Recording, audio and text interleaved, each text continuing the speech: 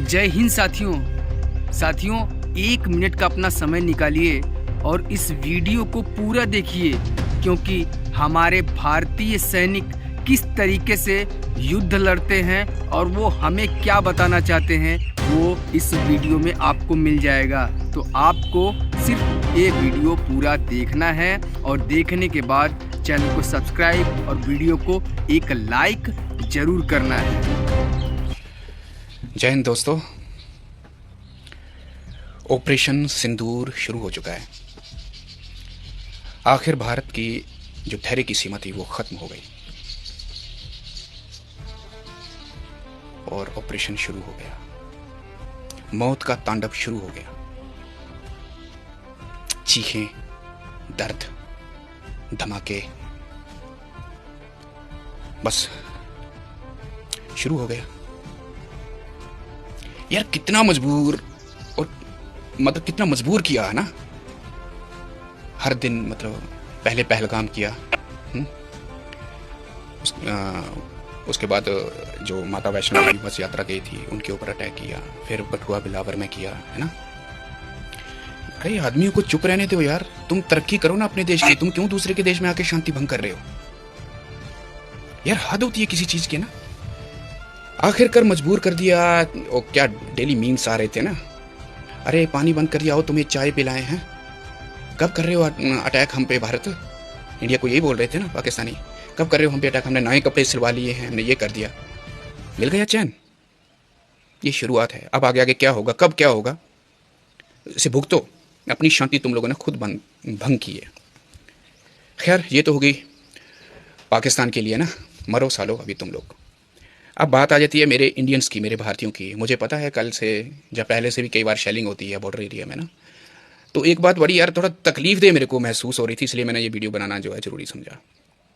मुझे पता है बॉर्डर पे शेलिंग होती है, सारी दुनिया परेशान बैठी है, लेकिन यार एक बात मैं आपको बताऊंगी, इस देश में ही क्या किसी भी कंट्री में कोई भी इंसान कॉमन मैन नहीं है, आम आदमी नहीं है भाई। अगर देश की शांति में लोगों का हक है ना, देश में शांति में जीने का, पढ़ाई करने का, आराम से घूमने का, है ना, अपनी गर्लफ्रेंड के साथ मस्ती करने का, पब में जाने का, तो जंग के दौर में तुम लोगों की पूरी रिस्पॉन्सिबिलिटी है, तुम्हारी पूरी अकाउंटेबिलिटी है कि तुम देश के साथ एक साथ खड़े रहो। बड़े दुख की बात है कि पुंछ में हुआ जो शेलिंग हुई है उसमें गुरुद्वारा साहब पे शेलिंग हुई है, जो कीर्तनीय थे वो शहीद हो गए हैं, और हिंदू भाइयों को भी लगी है, मस्जिद में मुस्लिम भाइयों को भी लगी, सबको लगी है यार। लेकिन इसमें यार ये कहने की बात नहीं है कि आम आदमी मर गया, कॉमन मैन को बड़ी तकलीफ होती है। तो क्या भाई खाली फौज का जिम्मेवारी, हम फौजियों का जिम्मेवारी, जहाँ प्रधानमंत्री, होम मिनिस्टर हो गया, डिफेंस मिनिस्टर हो गया, जहाँ बड़े बड़े नेता जो और हैं, जहाँ जो डीसी हैं, पुलिस वाले हैं, इनकी रिस्पॉन्सिबिलिटी है क्या देश? खाली आप लोगों की कोई रिस्पॉन्सिबिलिटी नहीं, आप सिर्फ मजे करने के लिए हो? नो, तुम्हारा पूरा हक है हमारे साथ मरने का, हमारे साथ जीने का। ठीक है, वो मर गया, अब उसके छोटे छोटे बच्चे बच गए। शांति चाहते हो तो लड़ना पड़ेगा। हमारे पूर्वज अंग्रेजों से युद्ध किए हैं, तब जाके ये हमारा भारत आजाद हुआ। उन्होंने अपनी कुर्बानियां दी हैं, तब हम आराम से रह रहे हैं। हम कुर्बानियां देंगे तो हमारी आने वाली नस्ल आराम से रहेगी।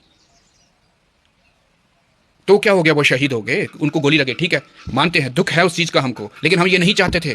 उस बहन को पूछो जिसका पति उसके सामने 1 सेकंड में मार दिया, वो बेचारी उसके साथ खा रही, खाली हिंदू बोलने पे उसको मार दिया। ऐसा देश कोई नहीं चाहता कि बाहर का आदमी आके और हमारे देश में आके वो हमारे बंदों को मार जाए।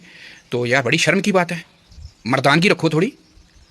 साला फौज को डिमोरलाइज कर रहे हो तुम लोग। हमारे रिस्पॉन्सिबिलिटी नहीं है, तुम लोगों की भी रिस्पॉन्सिबिलिटी उतनी है। अगर हम गोली खाने के लिए आगे जाएंगे तो तुम्हारा काम है वो छोड़ के जाना अपना घर। अपने आप को सेव करो, हमको हमारी चिंता मत करो, तुम लोग अपने आप को सेव कर लो, बस जाओ। लेकिन बीच में आके बकवास मत मारो। ये कोई जंग नहीं चाहता, हम भी नहीं चाहते, लेकिन अगर वार लग गई है तो हम लड़ेंगे, अपने देश को बचाएंगे। और तुम्हारे जैसे कॉवर्ड के लिए नहीं, उन योद्धाओं के लिए जो हमारे साथ खड़े हैं, जो हमें हिम्मत दे रहे हैं कि आगे बढ़ो, हम हैं तुम्हारे साथ। रो धो रहे हो यार आप लोग इंटरनेट पे आके, उसके बच्चे मर गए जी, हम उसके आवाज सुनते थे, कीर्तन सुनते थे उसका। अरे भाई उनकी इतनी ही लिखी थी। जब भगवान की आ जाती है, गुरबाणी में यही पढ़ते हो ना, जेहा चिरी लिखा तेहा हुकुम कमाए, कल्ले आवे नानका सदे उठे जाए। और जब उनको हुक्म हो गया तो चले गए वो। देशवासियों से यही हाथ जोड़ के ही विनती है कि हम लोगों को डिमोरलाइज मत करो यार। फौजी हैं इस देश की रक्षा के लिए। आप लोग खुद को बचा लो, बस आप लोग खुद को बचा लो। हिंदू, मुस्लिम, सिख, ईसाई ये मत करो। अभी भारत में एकजुट हो जाओ, एकजुट हो जाओ, तभी तुम लोग चैन से रह पाओगे। नहीं तो आने वाला समय तुम पे इतना भारी पड़ेगा ना, तुम कभी समझ नहीं पाओगे कि हमारे साथ क्या हो गया। घुट घुट के मरने वाली जिंदगी आ जाएगी। दुख है हमको उनका जो चले गए हैं, पर उस बहन को भी याद रखना जो अपने पति के पास बैठी हुई ना, उसको याद रखना। उसको अभी हाल ही में हुआ ना वो इंसिडेंट, उसको याद रखो। उस बहन का चेहरा तो याद होगा, बाकी वाले तो भूल जाओ, कोई बात नहीं, पर उस बहन का चेहरा तो सोशल मीडिया में इतना होगा, उसका चेहरा याद रखो। वो कितना बड़ा नुकसान है आप लोगों को पता है? बहुत बड़ा नुकसान है। जीना चाहते हो तो लड़ना सीखो।